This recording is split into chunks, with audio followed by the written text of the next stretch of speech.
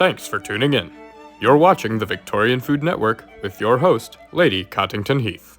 Hello and welcome to the Victorian Food Network. Today I'm going to be showing you how I prepare my most favourite tea time dish, the cherry scone. Now, as we know, this afternoon delicacy is one that is completely essential to all tea time activities, as well as bread and butter and cakes and muffins. Now, I have chosen to make scones today because they are the perfect delicacy intended for afternoon tea.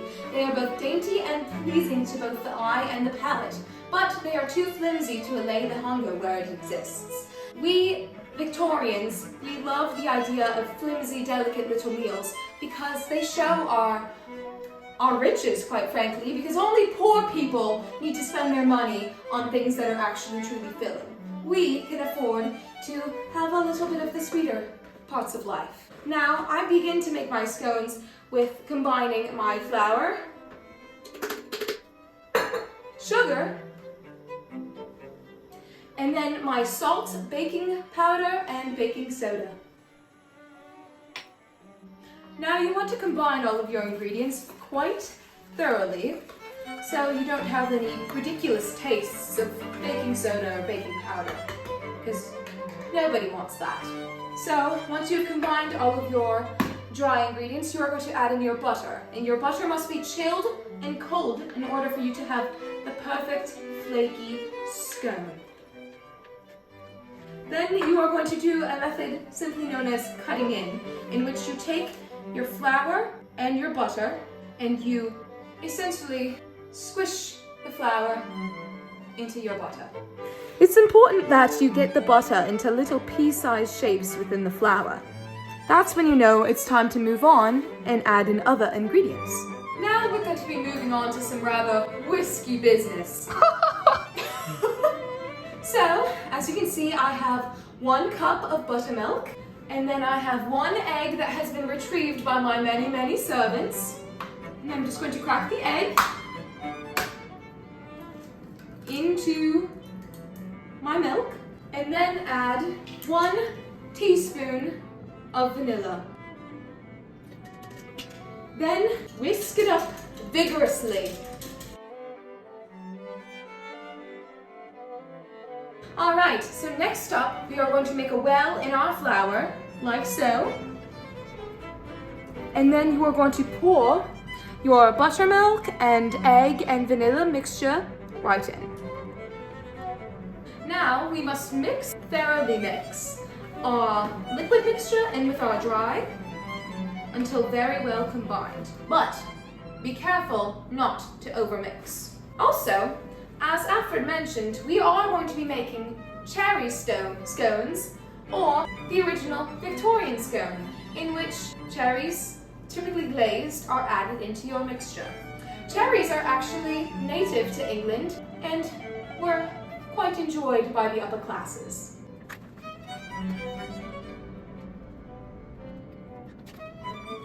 Don't be afraid to simply go in and knead with your hands, as long as they are freshly washed. Alright, now you're going to take your dough and put it onto a floured surface, and you're going to split it in half, not evenly, because we always want one class to have more than the other. Now you're going to knead on this surface until you have 2 nice, around this big rounds. This is quite alright. Almost as big as my head. And as you know, us rich people had very big heads in the Victorian era. Now you are to take your lovely little knife and cut your rounds into around, for this one that's smaller, I'm going to do 6ths. And for this one that is larger, I'm going to do 8ths. You want them in pretty little orderly triangles, unless of course you have a baking tin that you would prefer to use. But in my manner, we do triangles.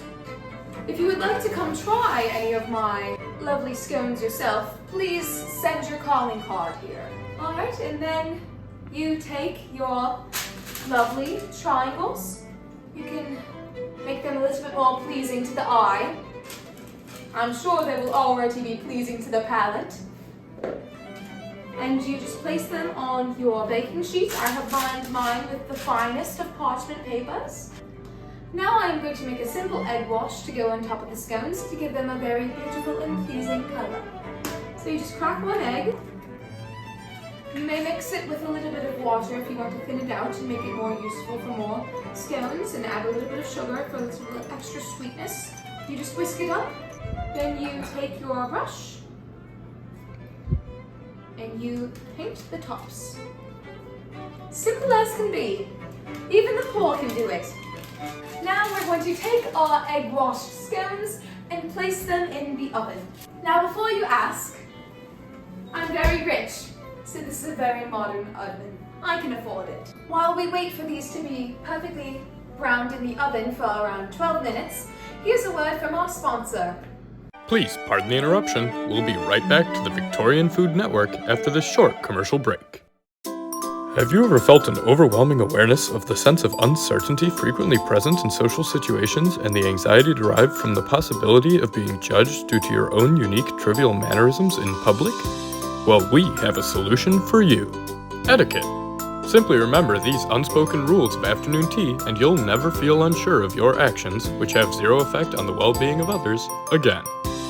One should hold the teacup using the thumb and your first 1 or 2 fingers.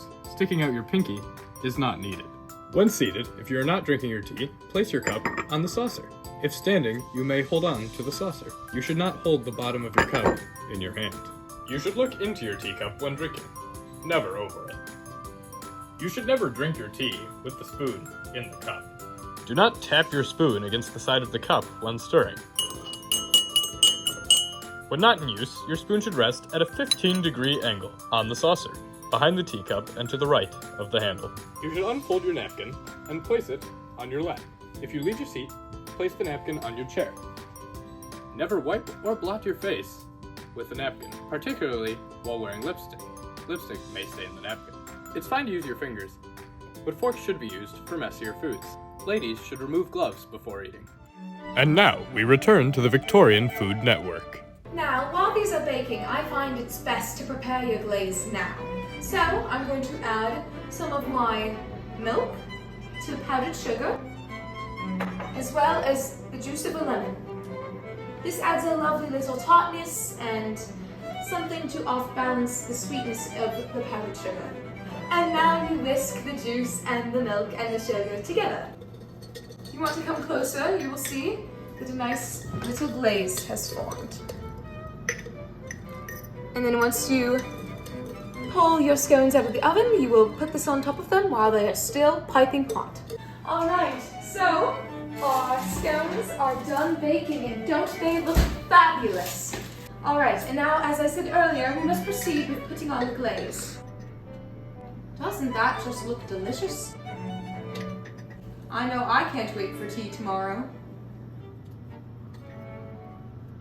Now, some foods, such as scones, have their own special rules for eating. For instance, first with a scone, you shall cut it in half with a knife, place the knife to the side of your plate, and then retrieve some jam or butter, place it on your scone, and then spread with your individual spoon. Never use the serving spoon. Quite delectable. Thanks for tuning in. This has been the Victorian Food Network with your host, Lady Cottington-Heath.